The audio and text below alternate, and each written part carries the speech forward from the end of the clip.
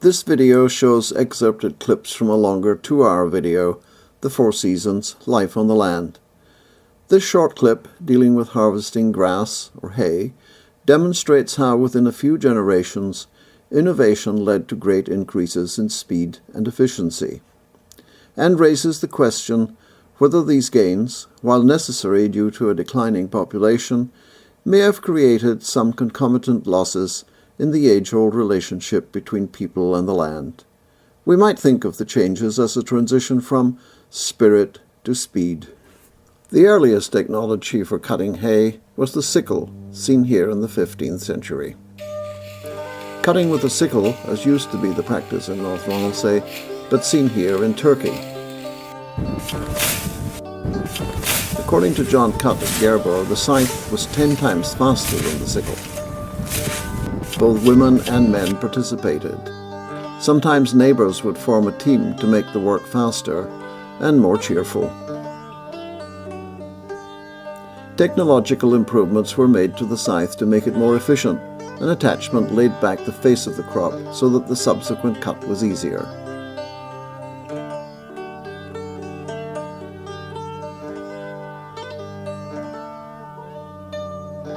This shows the attachment. And here the attachment is in use. And here it is in another country at another time. Ian Scott sharpening a scythe. It's not as easy as it looks.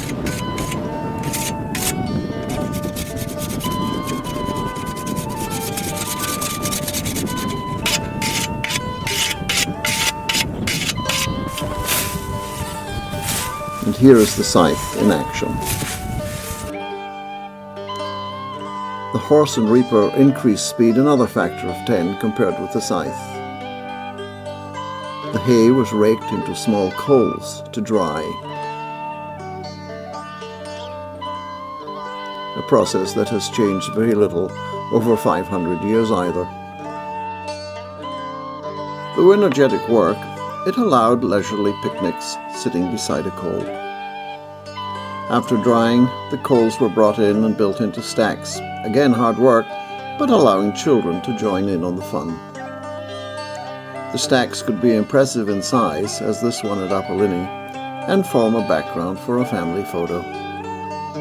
One of the last haystacks to be built in North Ronaldsay with Ian Scott and Ella Henderson, probably around 1990. By 1995, the gathering into coals and stacks ended, and the hay was compressed into bales, seen here with a different crop. The bales were then stacked onto a lorry, calling for some heavy lifting.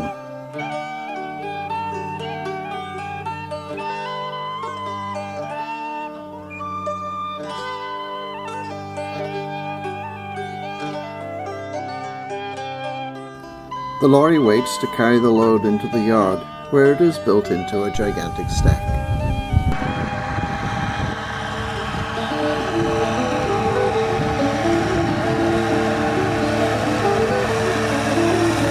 Finally, in the 21st century came the high-speed mowers, some 1,000 times faster than the sickle. The evolution was one of ever-increasing speed and efficiency, and noise.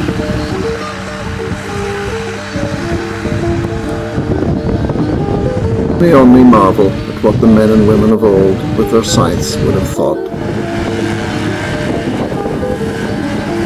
Perhaps no more surprising than the transitions from sickles to scythes to horse-drawn mowers.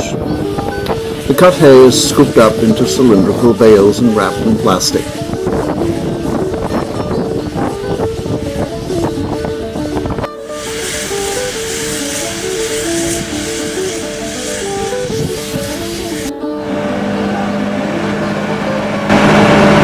And then deposited on the field.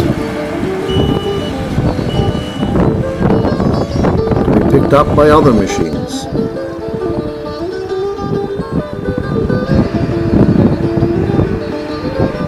Now it is all fast and efficient, no more leisurely picnics leaning against a large coal of hay.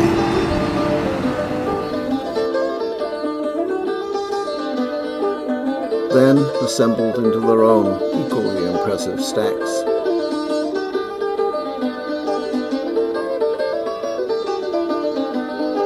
stacks of plastic wrapped bales.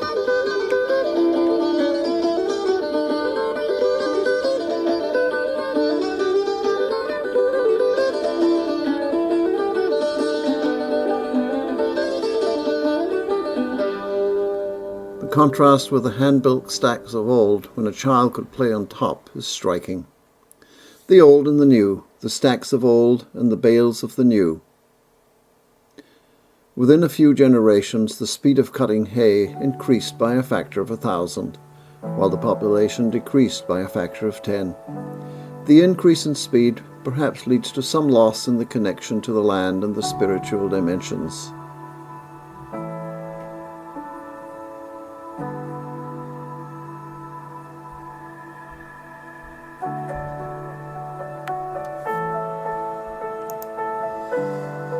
We have indeed come a long way from the time when a family might plant a few potatoes, cabbages and other vegetables in the little planty-crew enclosures by the seashore. Oars long, an age-bent wife wi' aspect mild stands gazing out to sea, or digs a speel, slowly, as if be vagrant touts beguiled, and sets her twartry tatties at the drill. No chen so firm, shahuds beseek like toil, man's eld inheritance of sea and soil. Hours long, an age-bent wife with aspect mild stands gazing out to sea, or digs a while, slowly as if by vagrant thoughts beguiled, and sets her 2 or 3 potatoes in the furrow, nor knows how firm she holds by such like toil, man's old inheritance of sea and soil. Innovations and new technologies have long played a part in the evolution of crofting, but until the 20th century, these changes still preserve the close connection of the people with the land. The changes are now much more rapid.